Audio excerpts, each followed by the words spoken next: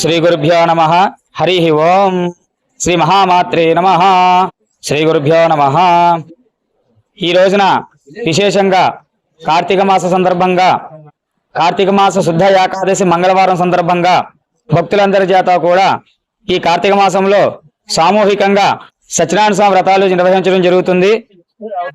విశేషంగా ఈ కార్తీక మాసంలో సత్యనారాయణ స్వామి వ్రతం చేసుకోవడం వల్ల స్వామివారి యొక్క అనుగ్రహం కలిగి స్వాములందరూ కూడా, భక్త మహాశ్రీలందరూ కూడా సకల శ్రీ సంపదలు కలిగి సంపూర్ణ దేహారోగ్యతలు అలాగే మనస్సంకల్ప సిద్ధి చేకూరుతుందండి.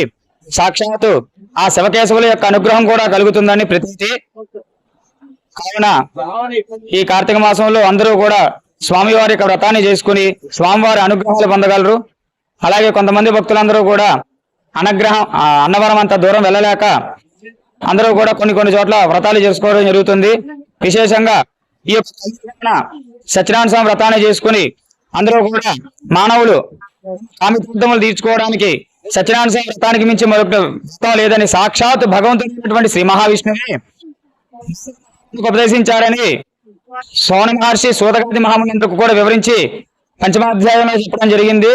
విశేషంగా స్వామివారి యొక్క వ్రతం చేసుకోవడం వల్ల అందరికీ కూడా అష్టైశ్వర్యం, ఆరోగ్యం, సకల శ్రీ సంపత్తి అలాగే మనసులో కోరుకున్నా సరే మనస్సంకల్ప సిద్ధి చేకూరుతుందని ప్రతీతి.